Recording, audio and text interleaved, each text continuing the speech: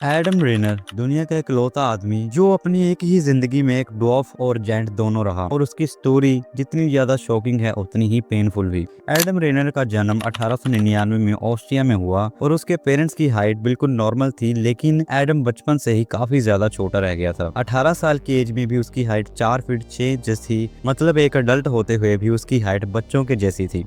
World war 1 के time Adam ने army में ज्वाइन होना चाहा, लेकिन डॉक्टर्स ने उसे मना कर दिया और बोला कि तुम सोल्जर नहीं बन सकते और उसे ऑफिशियली ड्वार्फ डिक्लेयर कर दिया गया। पर यहाँ पर एक अजीब बात नोटिस हुई कि उसके हाथ और पैर उसकी हाइट के हिसाब से काफी ज्यादा बड़े थे और ये साइन था कि उसके अंदर कुछ गलत चल रहा है। 21 साल की एज के बाद नॉर्मल इंसान की ग्रोथ रुक जाती है, लेकिन एडम के साथ उल्टा हुआ। अचानक उसकी बॉडी तेजी से ग्रो करने लगी, पहले 5 फीट, फिर 6 फीट और फिर अचानक से उसकी हाइट 7 फीट को पार कर गई। सिर्फ 10 सालों में एडम एक ड्वार्फ से एक जायंट बन चुका था और डॉक्टर्स भी काफी ज्यादा शॉक्ड थे। फिर इन्वेस्टिगेशन में पता चला कि एडम के ब्रेन के अंदर पिट्यूटरी ग्लैंड में एक ट्यूमर था और इस ट्यूमर की वजह से उसकी बॉडी में ग्रोथ हार्मोन्स हद से ज्यादा बन रहे थे, जिसके उसकी बॉडी में ये इफेक्ट हुए कि उसके हाथ पैर बड़े होने लगे, चेहरा बदलने लगा, स्पाइन टेढ़ी हो गई, सुनाई कम देने लगा और आंखों की रोशनी जाने लगी। मतलब हाइट के साथ साथ उसका पेन भी बढ़ता जा रहा था। फिर 1930 में डॉक्टर्स ने फाइनली डिसीजन लिया कि ब्रेन सर्जरी करनी पड़ेगी। ऑपरेशन काफी ज्यादा रिस्की था लेकिन सक्सेसफुल रहा,